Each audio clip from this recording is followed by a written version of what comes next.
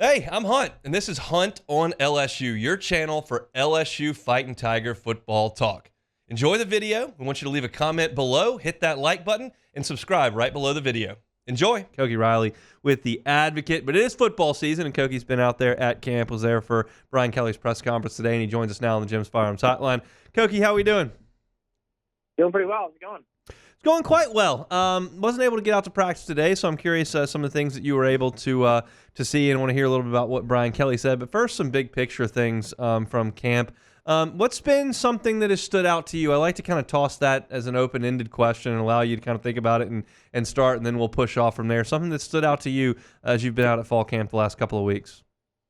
Yeah, I think just the general aggression with the defense, and just to be more specific about that, especially with the pass rush, the amount of blitzes that we've seen, some of like the NASCAR / Prowler packages that we've seen from the defensive line, and really that whole front seven. They're just playing with more speed. They're playing more upfield. They're not really. We haven't really seen them play a lot of off coverage at all, which is what we saw a lot of last season. So. Just a lot of the progression with this, just a lot about the defense, honestly, and their progression as just a much more aggressive unit, and much more nuanced unit as well, especially when it comes to their pass rushing technique. Savion Jones has talked about that a lot. Some of the offensive linemen have talked about how, I think Garrett Dellinger and Emory Jones in particular talked about how a lot of these defensive linemen are using their hands better as pass rushers. And just bringing a much more nuanced approach to their nuanced and technical approach to their pass rushing technique. So just playing more uphill, playing more aggressively, and also learning more and just becoming more just much better technicians as pass rushers. I think like all that stuff has really stood out to me so far. I was interested in Brian Kelly's tone when he talked about Kevin Peoples today. He was asked kind of about the pass rush, and then he said, "Kevin Peoples, guy's just awesome." And like you could sense that he was speaking from a position of authority and something that he really believed in. You were there. I mean, did you feel the same way about that quote? Yeah, I mean, I was the one to ask the question. Okay, so perfect.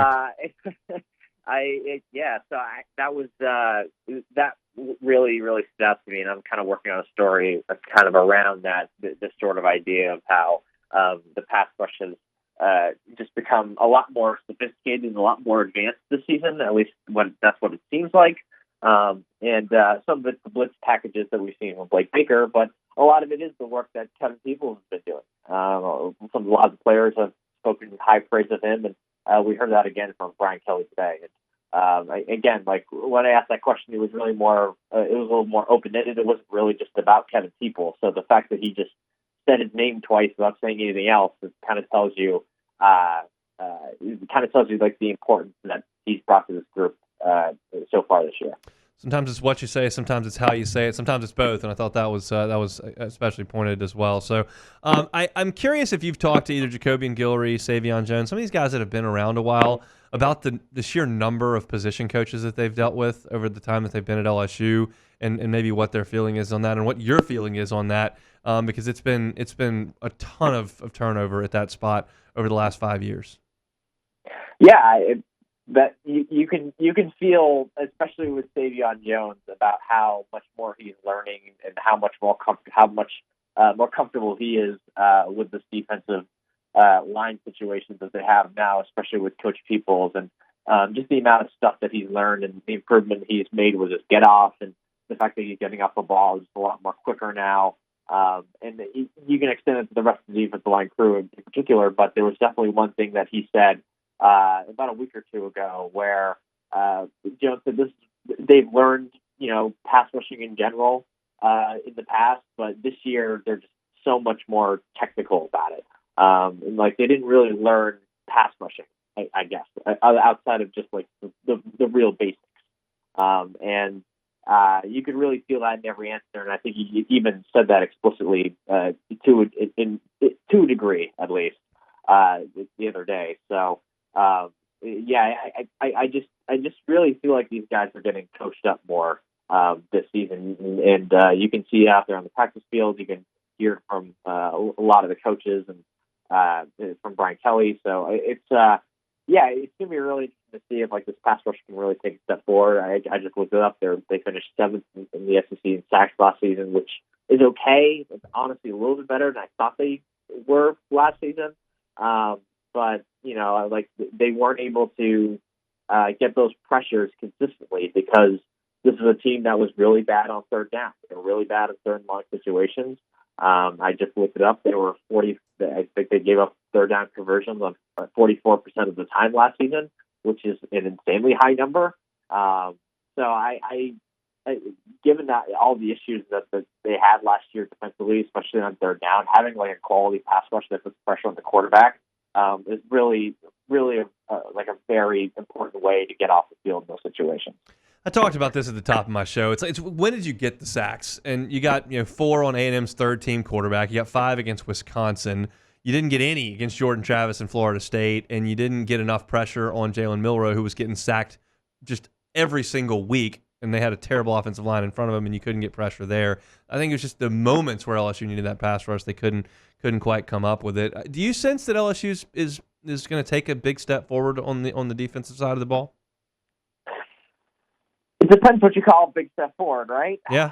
I think that's kind of where I stand. Like I think they're going to be better than last year because I can't see how they can get worse. Since to me, last year was about as bad as you could possibly ever expect, given the level of talent, the sheer level of talent that they have. Just given the general quality of an LSU defense. And I think they're going to be better. I think it's fair to say that they're going to be better this season, but I think how successful they are this year is really going to come down to how much better, right? And it's if they're like the 50th or 60th best defense in the country, then I think they're going to be able to survive. And that's a respectable defense. It's not where you want it to be, but it's certainly an improvement in a pretty sizable one from last season. And then it really comes down to, how close is this year's offense going to be to last year's offense. So, I think they're going to have some improvement for sure. It really just comes down to how much you consider a lot is. So that's sort of a tough question to answer just because of that. Sure, there's subjective nature to it for sure. Anything else Brian Kelly said today that kind of piqued your interest? Some of the stuff he was saying about John Emery and why they decided to bring him back, I thought was kind of interesting. That running back room in general, they're a little bit light on numbers there, but I think Caleb Jackson is going to play more than he did last season, so that will help them out at least a bit in terms of filling some of those Logan Diggs carries that they lost. I think offensively this team is pretty set, and I think you can kind of hear that from Brian Kelly and from all the players, and they're definitely adjustments to the running game and whatnot. And but I think I'm pretty comfortable with saying that Chris Hilton, who has looked very good in camp, Tyron Lacey and C.J. Daniels are going to be the top 3 wideouts on this team. So with Coach Kelly, I feel like a lot of the questions are going to come down to, who's playing when and what they're doing on defense in the punting situation more than the offense. So I think that's kind of where we're at camp at this point. What did he have to say about the punting situation today? I missed that part of it. I saw some things on Twitter, but we've watched a lot of punting over the last 4 days, so I'm curious what Brian Kelly's thoughts were. Yeah, he was open to the idea of using both punters, actually, like in games, which I thought was kind of interesting and a little surprising. I think Blake Oshendorf's the better punter between the two so far. He was not very, Coach Kelly, was not very committal in terms of, didn't really want to commit to one guy or the other, and said that it'll probably be figured out. But just the idea of potentially using 2 different punters in a game is I don't know how advisable that is, and I'm a little surprised that they'd be willing to do that. But I don't know. I think Oshendorf's been a little bit steadier at least, but we'll see. But we'll see what happens at that spot. It's really the only special teams spot that's up for grabs this season. Been saying it for years. You have 2 punters, you have no punters. It's just the oldest axiom in football. Koki, we appreciate some time, man. Thanks. Awesome. Thanks, Hunt. Koki Riley with the Advocate, LSU beat reporter out there at practice. Got a piece coming up on pass rushing. I talked about pass rushing at the top of my show. If you'd like to hear that, you can catch it on YouTube at Hunt on LSU or wherever you find your sound. Hey, thanks for watching Hunt on LSU. Before you get out of here, do us a couple of favors. Hit that like button, leave your comments below, and subscribe to the channel for all your Fighting Tiger football talk. See you next time.